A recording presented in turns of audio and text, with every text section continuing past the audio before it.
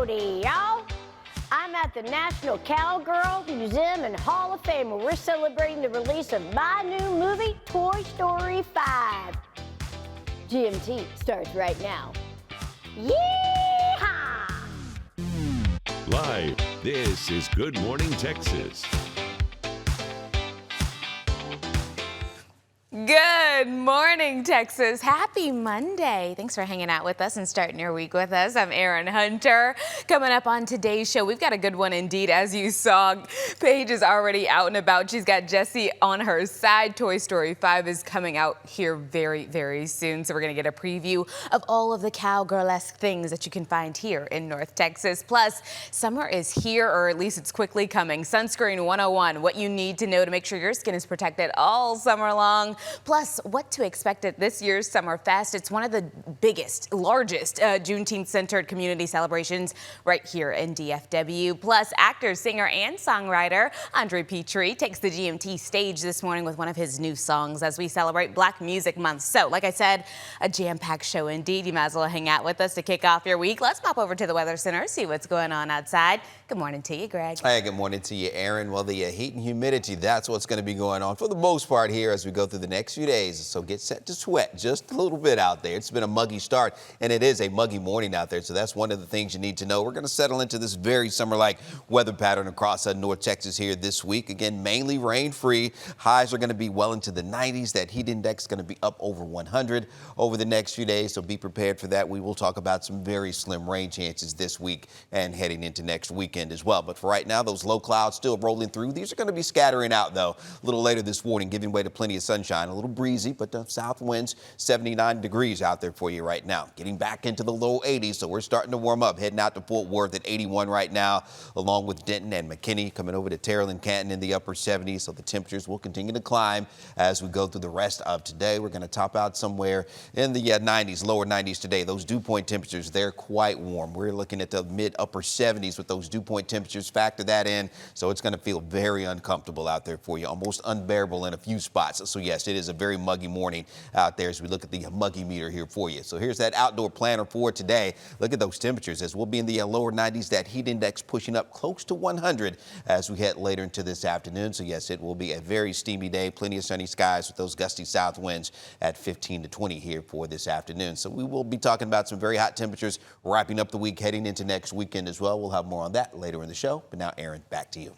All right. Well, thanks so much, Greg, for keeping us up to date. Standing in the sunscreen aisle can make you feel completely overwhelmed. Companies seem to add new SPFs by the minute, leaving you confused and tend to walk out with nothing at the end of the day. So we don't want you to do that. Instead, listen to my next guest, Ty Morrison, who is here to break down what you should know before you go and shop. Hello and good morning to you. Good morning. So glad to have you here. So what's the easiest way to choose the right SPF? Because I think that's the first hurdle everybody hits when it comes to sunscreen. Well, you can always start with like a great SPF 30. You can go higher if you choose, but to be honest with you, the SPFs are only really margining for the burning rays. Got it. Okay, so you just want a sunscreen that doesn't go on chalky, that makes you feel comfortable, and also that is at least a SPF 30. Let's expand upon what you just said, the SPFs, the numbers that go along with them, because usually it starts at 30 or 50 and then it kind of goes higher from there. Yes. Can you explain just a little bit more what those numbers actually mean and how we go about choosing them and what most people honestly choose in the first place? So SPF is measured really for the burning. Okay, because there's a UVA aging and the UVB for the burning. And so it's really not a huge jump in the SPFs, believe it or not, with the protection. So really, it's all about the reapplying of the sunscreen. And I think a lot of people get confused with that. They think, oh, if I do a SPF 100 or SPF 70, I don't have to reapply. Yes, you do. Okay. So whether you do a 30 or whether you do 100, you have to reapply sunscreen every 2 hours. Interesting. And if you go swimming, even if it says water resistant, you still want to apply your SPF. So that is the big myth. So you can still do like a SPF 30 As long as you reapply, you will be great as if you were doing an SPF 60, 70, or 100. It's all about reapplying, and no matter what that SPF is, you have to reapply. Interesting. You know, I've never really taken the time to see what the price difference is between the 30, the 50, the 70, and the 90. But I mean, if you're saying it's all do the same, well, I'm gonna just go with the 30 and keep on reapplying. Yes, it's a real small percentage. I mean, don't get me wrong, a SPF 30 and a SPF 50, there may be a few percentages higher, right? Yeah. But if it's not making a huge difference. But you still have to reapply that SPF. Regardless. So. Okay, so let me ask you this. Anything moms and dads, especially because it's summertime, anything they should be keeping in mind as far as sunscreen for the kids? So with the children and with us too, we want to look for broadband. So we want to make sure that that sunscreen is also going to protect us from the UVB and some margin of the UVA, right? So we just want to make sure that it's going to cover both raises. So that's what we are trying to accomplish. So when you're going for the children, especially with them being out in the sun, you want to make sure that it's fragrance-free, preferably, because some of our children are sensitive. And then we want to also just make sure that we are reapplying there. That is the biggest thing. That is the biggest takeaway today. Reapplication. Reapplication. Anything to keep in mind for the mature crowd as far as skin goes? So a lot of us that are getting older, we care about our skin and also wanting it to feel good.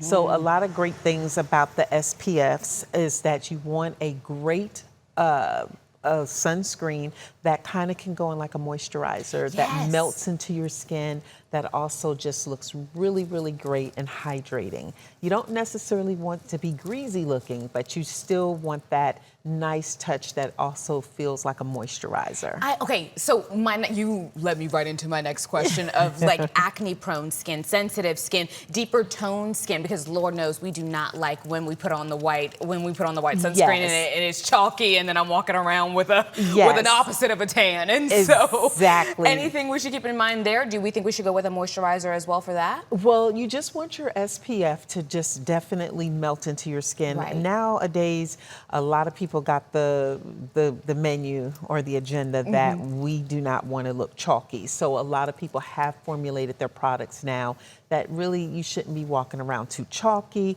But with acne and all that, you just want a light, more hydrating type of sunscreen. Because remember, you still have to reapply it. Yes, indeed. So you just want it to go on nice and light, but still give you that hydration that you need. And that's what you're going to be looking for. Nothing too heavy or clogging your pores. Very, very good. I was going to ask you what the biggest takeaway is, but I feel like I can guess.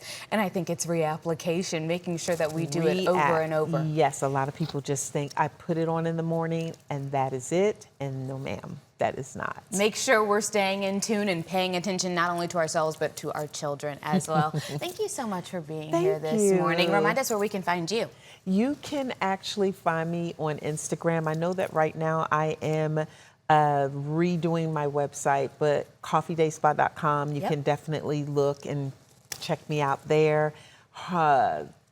All Things Beauty by Ty. So just restructure my website, but you can definitely go to coffeedayspa.com if you have any questions. Thank you so much for being here this morning. This was so timely and so needed. Awesome. Thank you. You know Bonnie better than anyone. What does your gut say? Bonnie still needs us. Our time ain't over yet. We're gonna need backup. Oh boy, if you're ready to round up the adventure of a lifetime, get your boots ready. Toy Story 5 is galloping into theaters this summer, and yodeling cowgirl Jessie is officially taking the center stage. And today, we are looking at the real trailblazing women who inspired it all, and for a look at the legendary figures who would make Woody and the gang so proud. Paige is live at the National Cowgirl Museum and Hall of Fame in Fort Worth. Howdy to you, Paige. Howdy to you. Good morning to you and good morning, Texas. Yes, it is tech versus toys. That is the theme of Toy Story 5. This iconic series of movies by Pixar really shows us Woody, Buzz, Jessie, and all the gang in lots of different adventures. And Toy Story 5 is sure not to disappoint. Here at the National Cowgirl Museum and Hall of Fame, many, many cowgirls have been rewarded for their feats and it seems appropriate that we're celebrating Jessie, the cowgirl, as we're here in this iconic institution in Fort Worth. I'm excited to introduce you to Bethany Dotson to tell us more. Good morning to you. Good morning. This is really exciting. It's hard to believe that this movie was released in 1999, and it continues, the whole series continues to just really kind of entertain audiences, and also each of the stories have significant meaning and really have some moving themes associated with it. Let's talk a little bit about Jessie, the character of Jessie, and how fitting it is that she is being celebrated here at the National Cowgirl Museum and Hall of Fame. Jessie the Cowgirl really resonated with audiences in 1999 and obviously just continues to do so 2 decades later. She really showed bravery, independence, can-do spirit, very spunky, and from the 265 women we've inducted into the Hall of Fame, you see those as common threads throughout. Well, and sitting here on the table, we have some original artifacts. This is original artwork of Jessie, the character. This was acquired during a special celebration where Jessie was actually honored herself and had an animated acceptance speech. Tell me about that award. So she is one of 7 women that have received the Patsy Montana Entertainers Award, which is named for 1987 in honoree Patsy Montana, the first woman to sell 1 million records with her song, I Want to Be a Cowboy Sweetheart. And speaking of songs, honestly, probably the most sad song in cinema history. It was in Toy Story 2 when Jessie made her first appearance. It was a wonderful song, but certainly did speak to the heart, pulled at the heartstrings, so to speak. So let's also remind people about the National Cowgirl Hall of Fame Museum. We have some video that showcases how beautiful this building has been. It's been around since what year? 2002. And yes, we moved here from Hereford, which is where the museum started in '75, and opened this beautiful museum in 2002. Wow, and it has really been an institution that has remained and has been so solid here in Fort Worth. As you mentioned, you now have 265 inductees, and it seems fitting that we're here because with so many of these women that have been celebrated in such a pronounced way, they do kind of speak to the character of this character of Jessie. Let's have our viewers see some footage from the movie Toy Story 5, and let's talk a little bit more about some of the inductees that are here at this museum. Tell me more about some of those inductees. We have women who have helped shape the West in so many different ways. We have everyone from Annie Oakley, the sharpshooter and original entertainer, to Sandra Day O'Connor, to Miranda Lambert and Reba McEntire, bronc riders, bull riders, trick riders. It just really runs the gamut of so many different walks of life, but you see those common threads of bravery, kindness, which you really see resonate in Jessie's character. Not being afraid to get up on that horse and go get him. Yeah, yes. Even if you fall off. Even if you fall off. Even if you fall off, you to get back on the horse. But there's so many things that are happening here at the museum. There's some exciting renovations. We're in a space now that is currently being built, a whole new exhibit space and an event venue. We have some renderings that we're going to show our viewers to tell us, to really kind of once again be a place for people to come and gather, celebrate cowgirls, but also celebrate Western history in Fort Worth. It's a unique venue that really allows you to have a party in a very inspiring space. It's beautiful, but also you're surrounded by all these iconic cowgirls, and you can have up to 250 people here. You can personalize the space, and when we don't have events, there will be temporary exhibits in here. This is fantastic. Well, good news. We're going to be coming back a little later in the show. We're going to be showing off some of these cowgirls that have been inducted into this prestigious Hall of Fame, who really do have many characteristics from the iconic character of Jessie. So thank you for that. So stick around. That's going to be happening a little later. In the meantime, I'll send it back inside to you, Erin. All right, thanks so much, Paige. Community, culture, and celebration. Mark your calendars. South Dallas is getting ready for one of the largest Juneteenth-centered events right here in DFW. And Paul Franklin of the Walls Project is here to tell us so much more about SummerFest 2026. Good morning to you. Good morning. Good morning. How are you? So glad to have you here. I'm glad to be here this morning. Come on. Let's talk about it. Let's talk about it. So what can you tell us about the work that the Walls Project and Reactivate Dallas are doing right here in our community? I mean, we actually bring communities together through public art, through community engagement, through wellness, as well as service projects. So again, we bring everybody together to have a huge celebration in South Dallas and just continuing to bring community together. Yes, indeed. It's all about fellowship for sure. SummerFest is June 12th and June 13th. Yes, so what is the overall mission behind the weekend of events, and what do you hope people take away when they leave? We're hoping people take away the fact that all you need to do is get involved and take the first step to get involved in your community and restoring hope and vibrancy back into these communities. So again, everyone has a responsibility and everyone can get involved. Yes, ma'am. So good. Okay, well, the event, as you can see, combines service projects, public art, wellness. There's a kids zone. It's basically a block party, you guys, and so much more. So how do all of these activities kind of work together to strengthen the South Dallas community? It brings communities together again. We bring people together through public art. The wellness, again, teaches people how to actually live and live healthier lives again. So all of these service projects working together brings these types of opportunities, to the community and helps them, oh my God, just kind of helps them celebrate the culture. The rich culture of South Dallas. What keeps us united and together. And it does. I think also during summertime, there is also this notion out there of the kids are bored, and there's so many activities in our community. The problem is we don't know where those activities are located, how to get in touch with those activities. And so spaces like this where we can fellowship and communicate and network, I think is so exciting, because it's not just for us adults, but it's for our children as well. It is, and that's one of the things we focus on. Our kids zone is one of the hugest zones that we have, and we want them to have the best time they can possibly have in the summer. So it is one of the hugest kids zones, one of the hugest health and wellness zones that we'll have in South Dallas, and one of the hugest block parties. Again, just wanting to be able to celebrate the rich culture of South Dallas. It's a good time, but knowledge is sitting there in that event, and I think that's what everybody is going to see for sure. It's partying with a purpose and service, and that's the amazing part about it. Again, we get corporate sponsors to come in and truly celebrate with us. We have amazing partnerships that come in, whether they're wellness organizations, whether it's Sprouts, whether it's UT Southwestern's, Metro Care, Prism. We have a host of sponsors that come in and support the work, and we're just really thankful that they come in and really support the work we do in South Dallas. Yes, indeed. Okay, I want to know more about the Juneteenth Festival of Service Legacy Mixer. Tell me what happens there. The Legacy Mixer, we honor someone in the name of Dr. Robinson from the African American Museum, and this year Chris Simmons, Pastor Chris Simmons, will be our recipient for all the work that he does with Cornerstone Church in South Dallas. I mean, he has an amazing organization.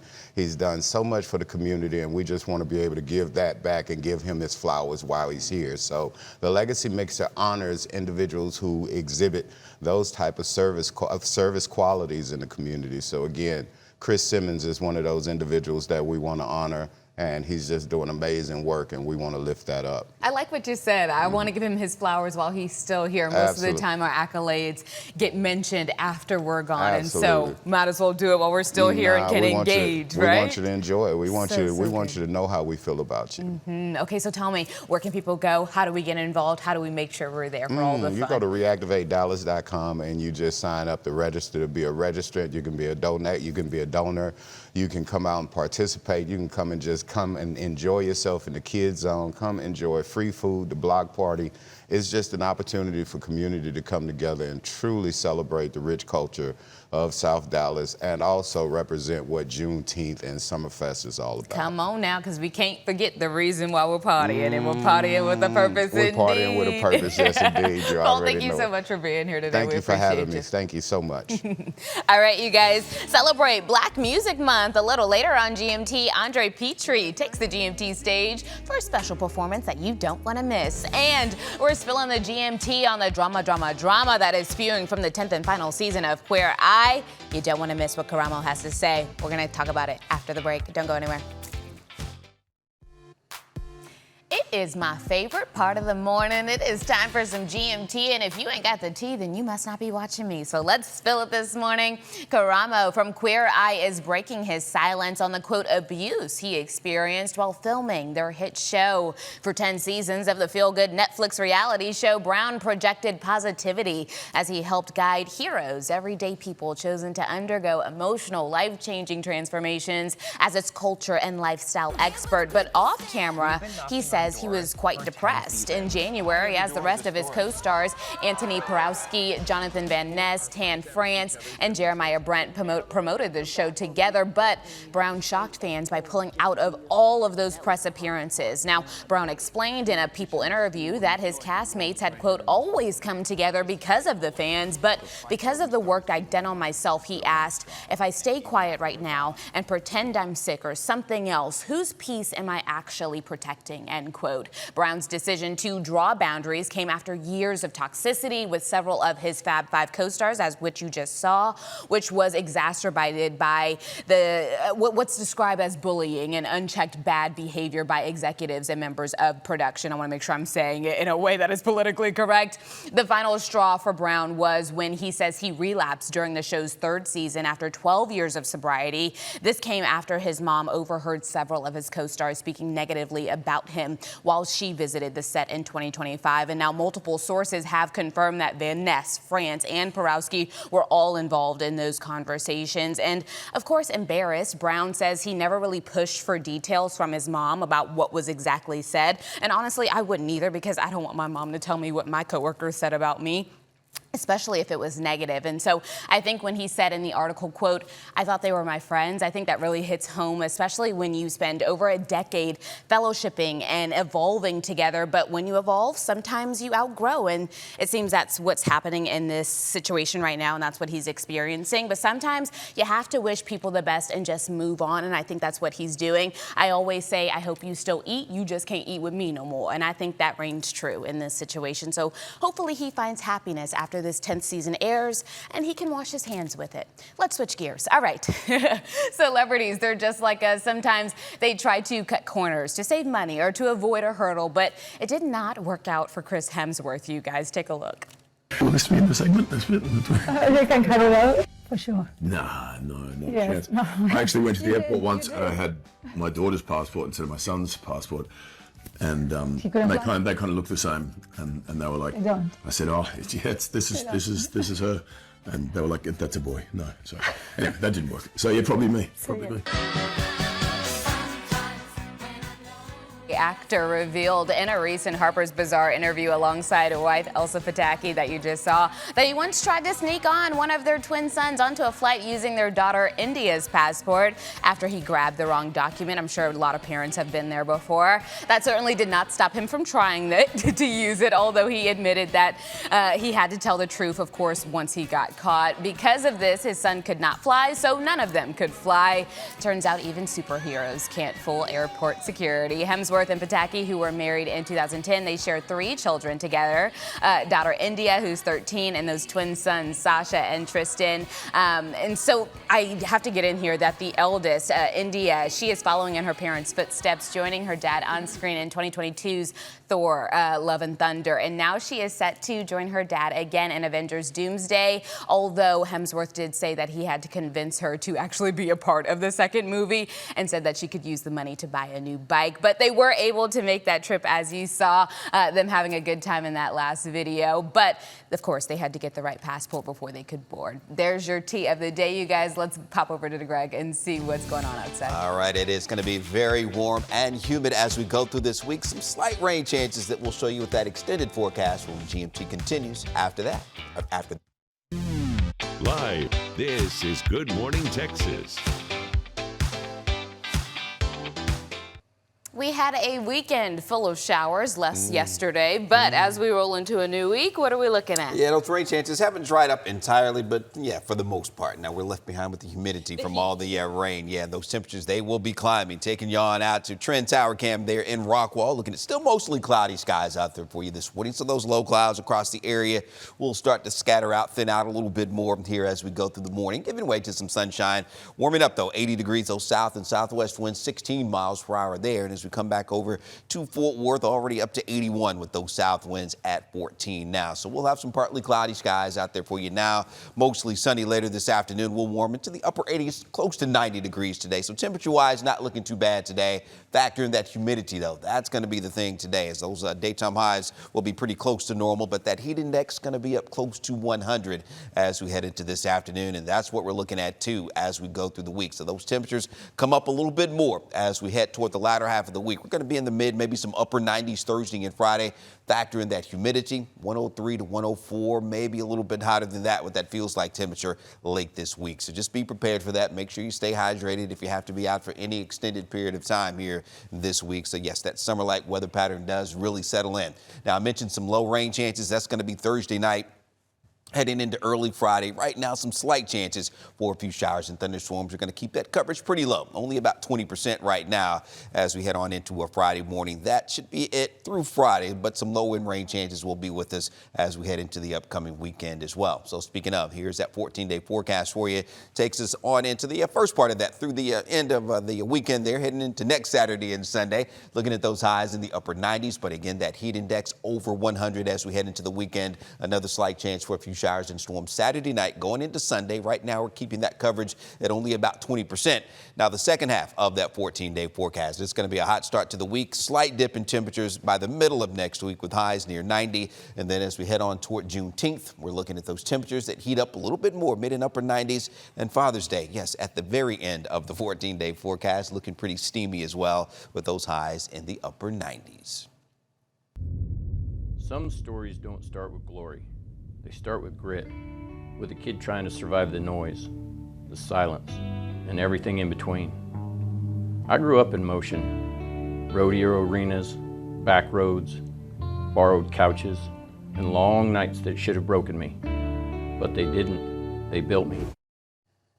You just heard from Dally Yarborough. He's the author behind A Night in Tucumcari, The Life of Dally O. The memoir topped the Amazon bestseller list, and today Dally joins me to share more about his book and journey of self-discovery. Good morning to you, Dally. Good morning. Glad to have you here this morning. So your story has resonated with audiences across the country. So what kind of response have you received in Texas about the book's release? It's been overwhelming. There was a lot of book sales right here in the state, on top of that, I've been lucky enough to be featured on multiple platforms for interviews, including Dallas's own $1 Million Cowboy podcast. Wow. I'm currently in a Dallas studio recording the audiobook that'll be released prior to July 4th. Wow. Well, you came in this morning looking like $1 million cowboy, so I guess that's fitting indeed. The title, A Night in Tucumcari, carries a lot of mystery, though. So for viewers who haven't read it just yet, what does that night represent in the journey? Tucumcari was a reckoning for me. That's when my past, present, and future all collided in one night. It's a mysterious event where I went from Dodge City, Kansas to Tucumcari with a loss of time that was witnessed on both sides, the Dodge City, Kansas and the Tucumcari side.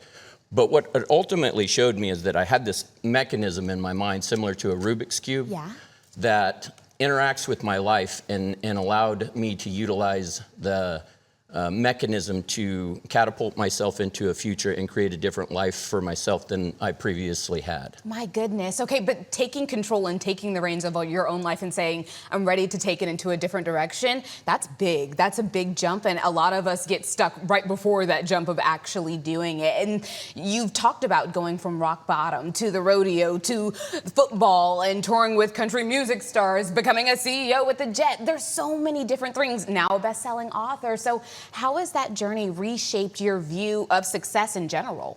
Well, originally I thought I was just trying to pull myself out of poverty and create some kind of a sustainable life. And what I found out was that I thought I needed to reach wealth to create freedom. And when I got to that point, I realized that freedom wasn't the end goal, peace was.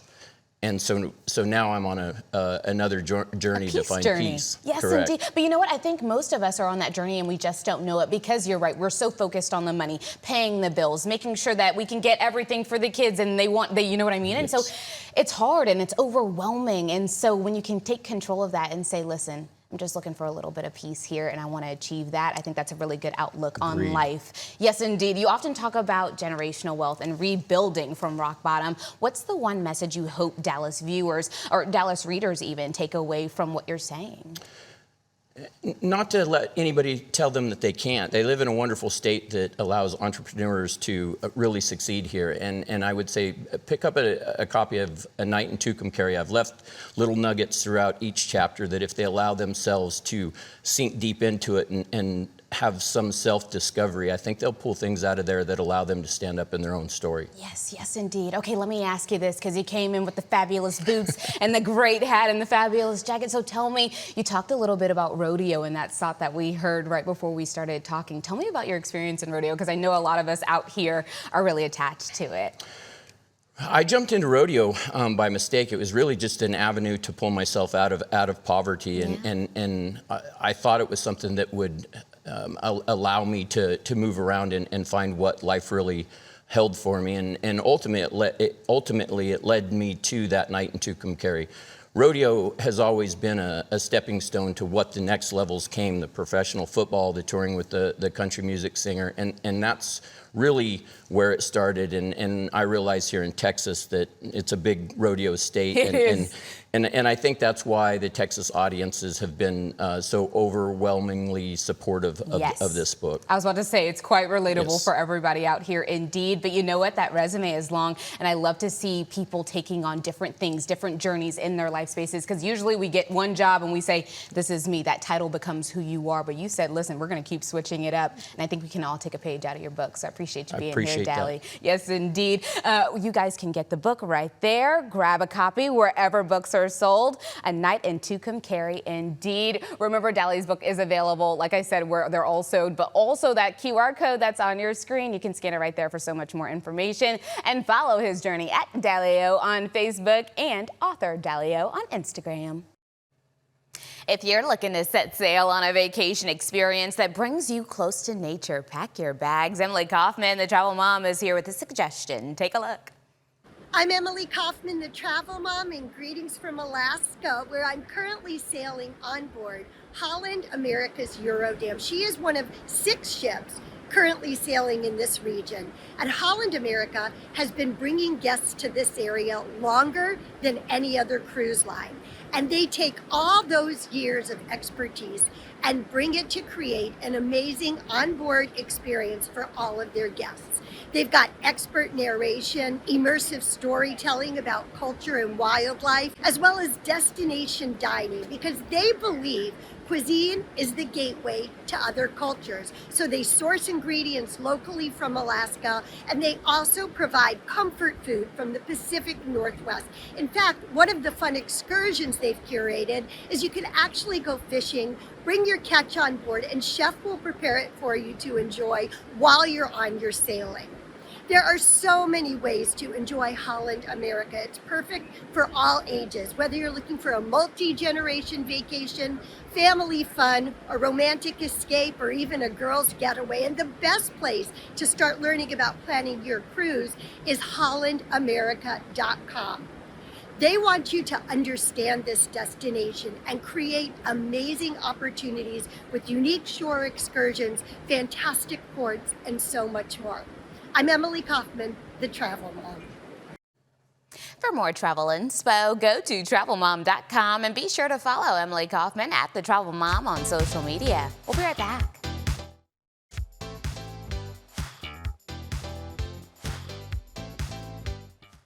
Howdy, y'all. Welcome back to GMT. The National Cowgirl Museum and Hall of Fame is preparing for a major milestone. We're going to send it back out there to Paige to hear about the exciting news and what the museum has going on this summer. Hello to you, Paige.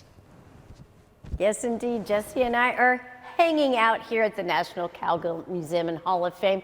And just check this out. This is an extraordinary museum right in the heart of historic Fort Worth.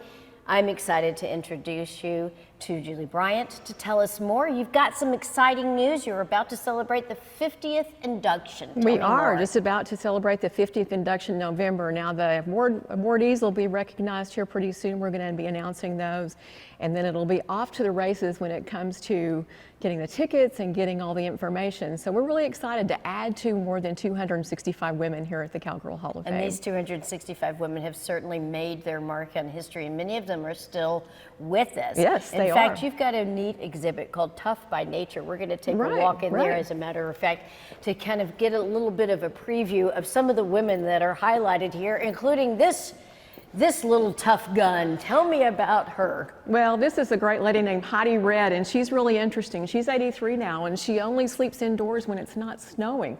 But her job is with her two sons. They take care of a 350,000-acre nature conservancy in Utah. So she's much involved with conservation. Just to repeat that, she only sleeps indoors when it's not snowing. Yeah. We have another remarkable woman over here that you can see. She's depicted here with a motorcycle.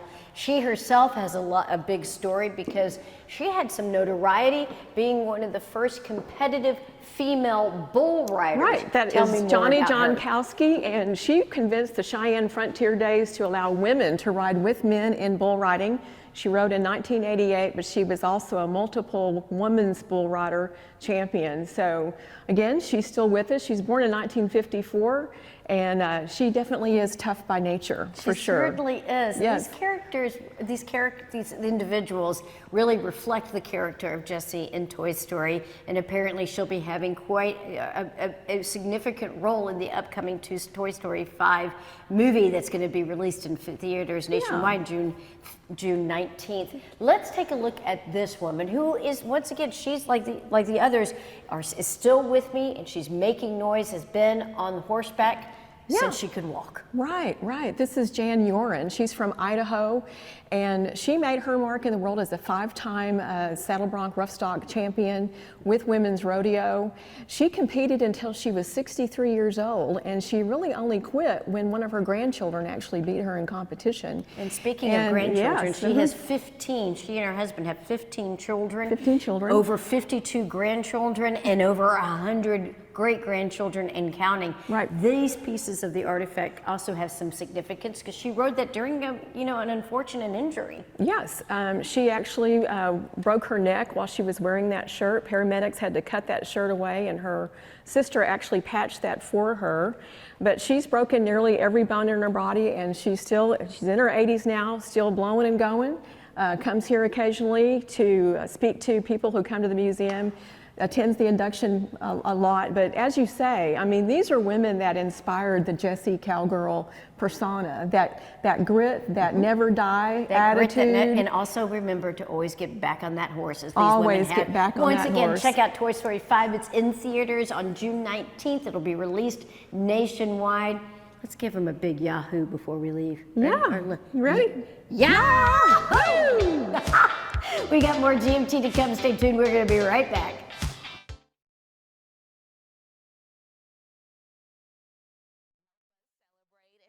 Actor and singer Andre Petrie is here to sing his new song, You. Take it away, Andre. I want to dedicate this to all the beautiful couples out there. You gotta keep the love going.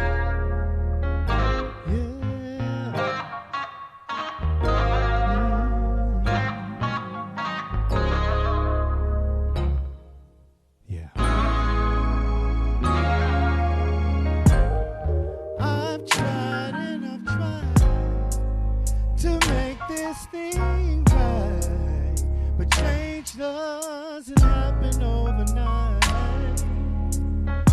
I need you to work with me.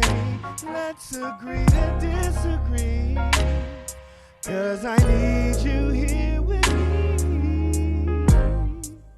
I promise I'll try. I'll be right here by your side. Every wish will come true. Ooh, I'm lost in your vibe. I feel your fire, girl. Baby, all I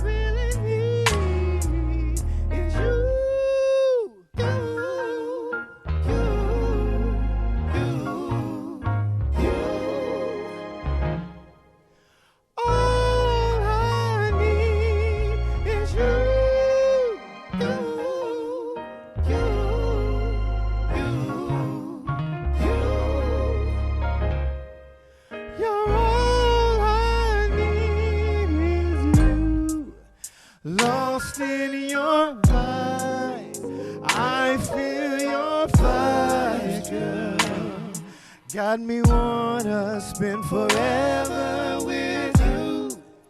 Lost in your eyes, I feel the vibe. Got me wanna spend forever with you.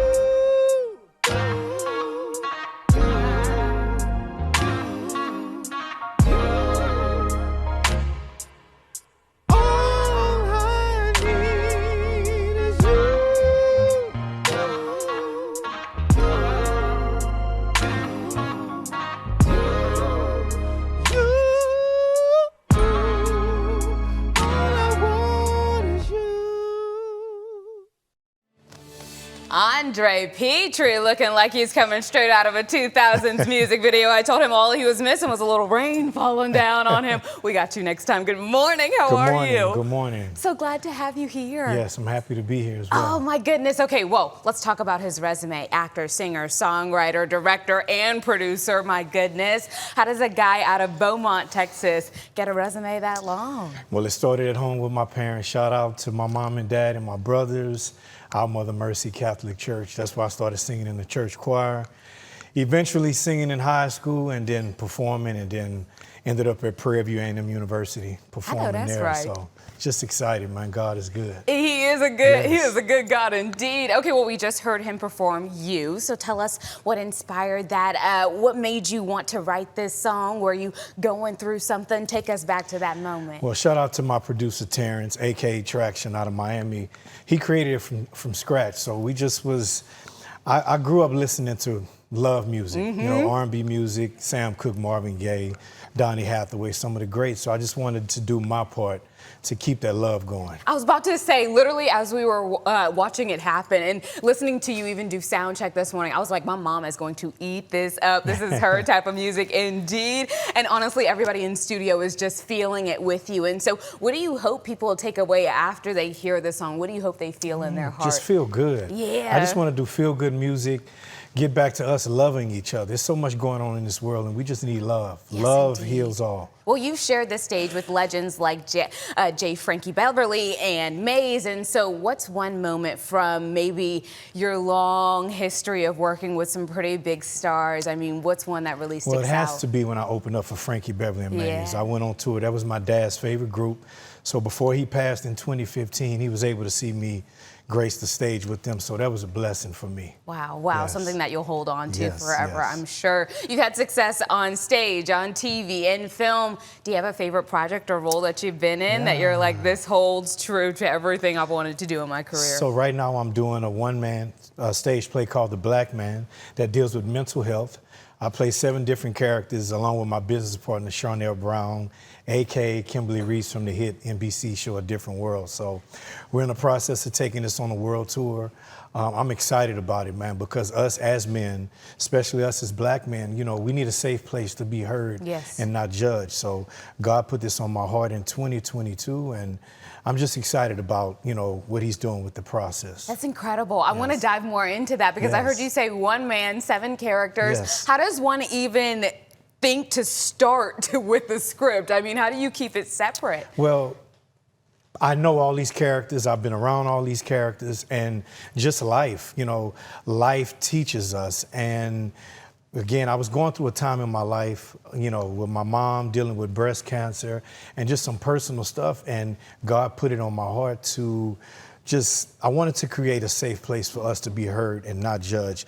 Not just me as a black man, but for all men, you know, because, you know, we need that right now. We need a safe space indeed. Yes. And you guys do for sure. Absolutely, 100%. Thank you for being here this morning and putting those pipes on display for all of us this morning. We were really excited to have you here. And you guys, make sure you check out You at Andre Petrie. It's right there. And so many more projects coming your way. He has a film on Tubi, you guys. It's called Changes. Make sure you check that out as well. We'll be right back. Wardrobe for our hosts is sponsored by Dillard's at North Park Center.